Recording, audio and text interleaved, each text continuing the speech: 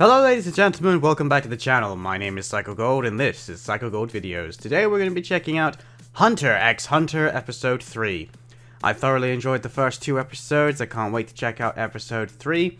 I'm wondering if maybe we'll finally see Gon get to the exam, because obviously the last two episodes have been more about the tests on the way to the exams. So I'm wondering if there's going to be yet another test, or whether we might finally, the navigators will be actually taking them to the exam site. But I don't know, so we'll have to watch it and find out. Before we begin, if you want to get early access to HunterXHunter episodes, then be sure to go and check out the Patreon page. The link is in the description below. It also features uncut reactions to other anime. There's exclusive anime over there and a bunch of other good things, so feel free to go and check it out if you want to get HunterXHunter faster. That is definitely the place to be. But, with that said, let's get on to this episode of HunterXHunter.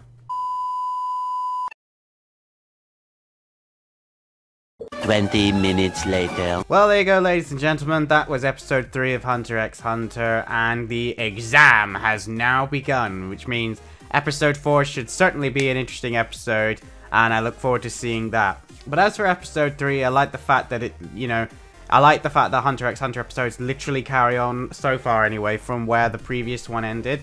It's kind of nice to not have to spend 5 minutes catching up to where they are. I like the fact that, again, they keep this whole idea of everything is hiding in plain sight. Like when we got to the main building and everybody thought it was that giant skyscraper, and it was like, nah man, it's the tiny little unassuming restaurant that's right next to it. That is where we're going to be meeting, and then you go underground. Like, I thought that was really cool. And then we got to meet all these new characters, and there are some crazy designs, man. Like, this show is very inventive when it comes to how it makes its characters look. I don't know if these guys are going to be in the show more than, you know, just recurring, or maybe they won't be in it past the Hunter's exam, but even so, that dude with all the pins in his head, that his head was shaking, I was like, okay. Plus, we got introduced to a couple of the characters that are in the opening credits, so I'm guessing the psychopath, the magician, is definitely going to be in the show more, and we know that that short dude with the skateboard who was immune to the poisons, even though laxative isn't really a poison, but you know what I mean. You know, those two are both in the opening credits, so I'm guessing we're going to see a lot more from them.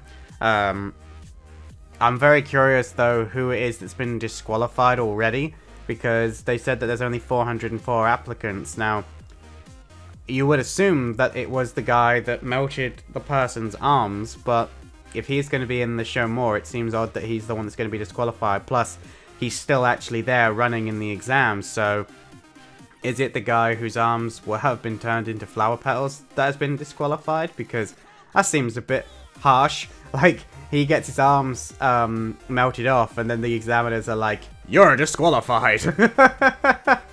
But I don't know, they kind of glazed over that fact. Like, I don't really know what to say on that. It seemed a bit, it just suddenly got very dark. Like, the idea that he just suddenly lost both of his arms is like, ow. Like, no man, that's I don't want to think about that. That's terrible. Especially if he was there hoping to be a hunter, and then Matey is just like, nope, and just like, bye-bye. So yeah, you definitely want to stay the hell away from him, that's for certain. I also really like the idea that there are people who are just, like, they've taken the test numerous times, and, you know, they go out of their way to mess with the other applicants, to go after the rookies especially, and the fact that that literally started happening right after somebody said it in the elevator. They were like, oh yeah, people are well known to get knocked out by the veterans before, you know, the exams even started. And the fact that the three of them have kind of remained as one unit, even though they don't really know each other, the fact that they're kind of working together, I find very interesting. So I'm curious if at some point they're going to have to compete against each other, because I imagine they will do. Like, I don't imagine that they can all continue to work together forever. Like, they can still remain friends, but I'm imagining at some point this almost like trusting relationship that they've built is going to get put to the test, where they're going to have to either decide to risk all not passing by staying together, or, you know, damaging their friendship, knocking each other out, and basically turning on each other to make sure that they individually passed, which I don't think Gon will. But I think that's definitely going to be a very big test for Leo to have to pass. But we'll have to wait and see, I suppose. Like, I don't really know what this first test is when it comes to just running. But, like she said, I don't know whether or not the running is going to be a physical test or a mental test. I think as far as an introduction to some of the other characters who are going to be coming into the show as of now, this was probably a good way to do it. Like, having everybody gathered together for an examination, and we got to see some of the personalities. We got to see from the perspective of a veteran that, you know, these rookies aren't like the regular rookies, which makes me think that more of them are going to pass than have ever passed before. But we'll have to wait and see on that matter. I also like the way the examiner was introduced, like the way the wall lifted up, and he looks like almost like a traditional butler, like with his little alarm hanging like a pocket watch, and then he started walking in a weird way, and he's able to essentially be in almost like a jog stroke run, but he still looks like he's just walking even in his weird way. So I'm wondering if he has like enhanced speed as part of his abilities or something, which is why for his test, for his phase of the exam, it's like, come on, you gotta try and keep up with me, because for me this is child's play, you know. And that's kind of interesting, like having to match possible examiners' abilities in order to be able to pass. So we'll have to wait and see what happens in regards to that, but that's probably going to be it for me for this one, guys. Not much to say.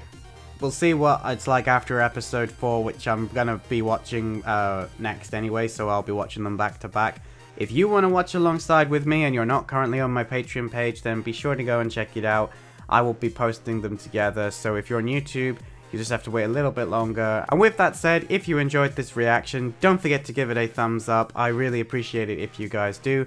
Drop some comments letting me know what you think. Like I said, not a great deal happened in this episode. It was still a fun episode, don't get me wrong, but just not that much to talk about. I'm hoping episode 4 will give me a bit more to review at the end, to think about some thoughts, because I really don't have any of that episode. It was exactly what it says on the tin, I think, is the best description of this episode. The exam begins, and it's got me very excited for the next one. So yeah, hopefully I'll see you guys in episode 4. If you're new around here, don't forget to click the subscribe button, ring the bell to stay notified, and as always, guys, I am Psycho Gold, and I will see you in my next video.